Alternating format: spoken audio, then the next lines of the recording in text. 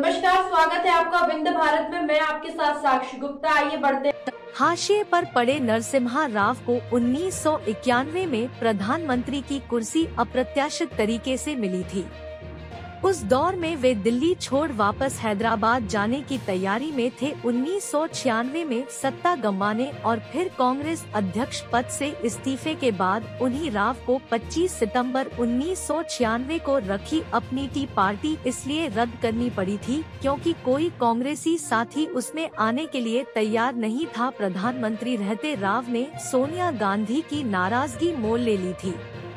सत्ता खोने के बाद वे दोहरे मोर्चे पर जूझे। लखुभाई पाठक, सेन किट्स जालसाजी, शेर दलाल हर्षद मेहता और झारखंड मुक्ति मोर्चा के सांसदों को रिश्वत देकर वोट हासिल करने के मामले उनका पीछा कर रहे थे। पार्टी ने उन्हें अकेला छोड़ दिया था। एक मौका ऐसा भी आया कि वकीलों की फीस देने के लिए वे हैदराबाद का अपना मकान भी बेचने को सोचने लगे थे। राव को सोनिया गांधी ने ही प्रधानमंत्री बनाया था, फिर वह उनसे रुष्ट क्यों हुई? पूर्व विदेश मंत्री नटवर सिंह ने अपनी किताब one life is not enough में लिखा है कि शुरुआत में उनके राव से संबंध सहज नहीं थे, लेकिन दिसंबर 1994 तक गलतफहमियां दूर हो चुकी थी। इसी दौरान राव के निमंत्रण पर नटवर सिंह उनके निवास 5 रेसकोर्स पहुंचे थे। राव उत्तेजित और बेचैन थे। उनकी शिकायत थी कि सोनिया के कुछ सलाहकार उनके कान भरते हैं।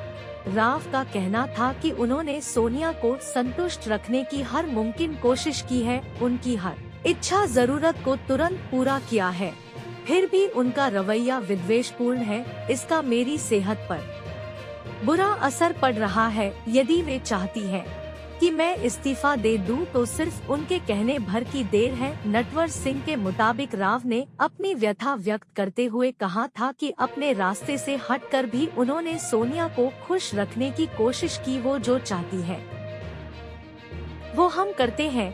वो मुझे कभी फोन नहीं करती। एक दिन मैंने प्रस्ताव किया कि आपके निवास 10 जनपद पर रेक्स फोन लगा दिया जाए ताकि जब चाहे मुझसे बात कर ले। पहले उन्होंने हामी भरी, लेकिन बाद में इनकार कर दिया। राजीव गांधी हत्याकांड मामले की धीमी गति राव से सोनिया की बड़ी वजह थी। सरकार की इस दिशा में सक्रियता की जानकारी देने के लिए राव ने पहले पी चिदम्बरम और फिर गृह मंत्री SB चौहान को फाइलों सहित सोनिया के पास भेजा। बाद में राव ने खुद उनसे मुलाकात कर इससे जुड़े पहलुओं की जानकारी दी। सोनिया ने उन्हें सुना, लेकिन जवाब में कुछ नहीं कहा। क्या राव से सोनिया या उनके परिवार की इकलौती वजह राजीव हत्याकांड मामले में सरकार की कथित सुस्ती ही थी? शिकायतें और भी थी। बाबरी विध्वंस के लिए अन्य सेक्युलर दलों के साथ ही कांग्रेस का बड़ा हिस्सा राव की मौन सहमति मानता था। राहुल गांधी ने तो सार्वजनिक तौर पर यहाँ तक कहा कि अगर 1992 में उनका परिवार सत्ता में होता तो बाबरी मस्जिद न गिरती। विनय सीतापति ने राव पर केंद्रित अपनी किताब हाफ लाइन में एक वरिष्ठ कांग्रेसी नेता के हवाले से राहुल गांधी को उद्धृत किया। वह व्यक्ति कांग्रेसी नहीं है, उसके कारण यूपी को हमने हमेशा के लिए खो दिया। असलियत में विपक्ष से ज्यादा गांधी परिवार और उनके भक्तों में हर कमी के लिए राव को जिम्मेदार ठहराने की होड़ थी और ये सिलसिला उनकी मौत के बाद भी नहीं थमा। सोनिया ने राव को इसलिए प्रधानमंत्री चुना क्योंकि उनका कोई जनाधार नहीं था। सत्ता में रहते भले समर्थकों का एक समूह तैयार हुआ, लेकिन इसके छिनते ही राव एक बार फिर अकेले थे। गांधी परिवार की नाराजगी ने रही सही कसर और पूरी कर दी। डॉक्टर मनमोहन सिंह,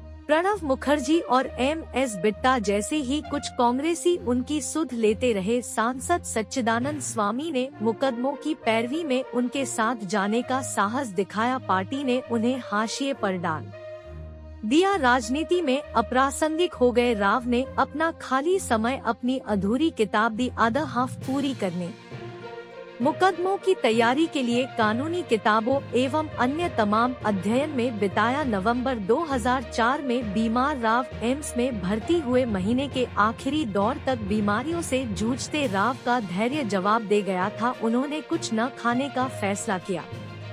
लगातार 24 घंटों तक वे बिस्तर के बगल कुर्सी पर बैठे रहे।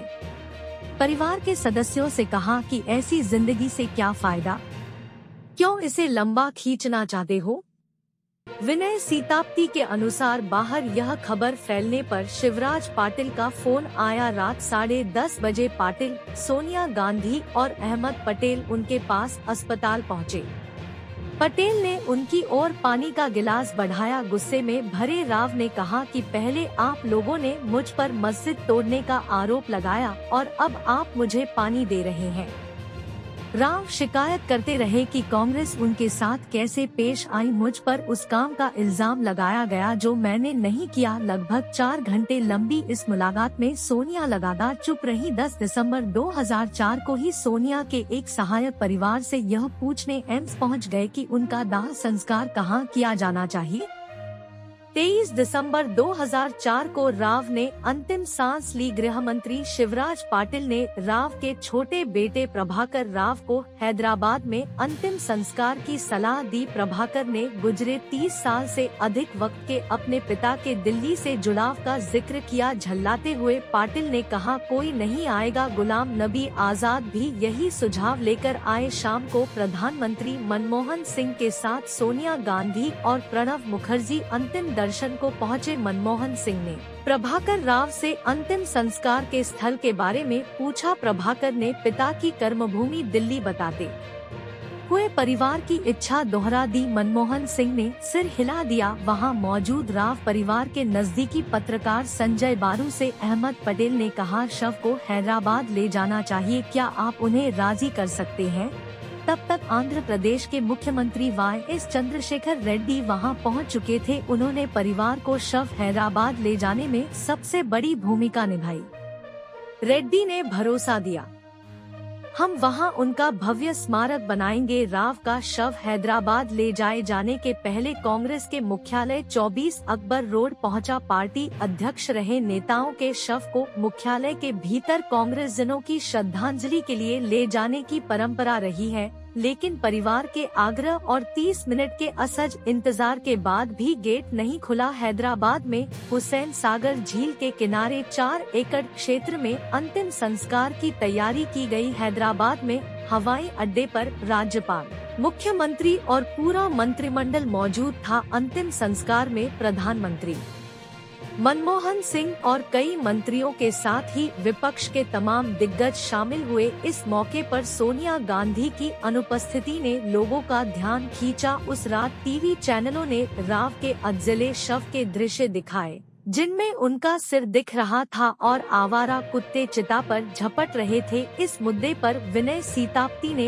राव के लंबे समय तक सहयोगी रहे पीवीआर के प्रसाद को उद्धृत किया है। शव पूरी तौर पर जल चुका था, लेकिन राख के कारण बाहरी रूपरेखा दिख रही थी। यह बात बस लोगों के दिमाग में थी। वे जानते थे कि शव जबरदस्ती हैदराबाद लाया गया। शव को कांग्रेस मुख्यालय के भीतर नहीं ले जाने दिया गया। असलियत में अधजले शव की कहानी राव के अपमान पर लोगों के गुस्से की अभिव्यक्ति थी।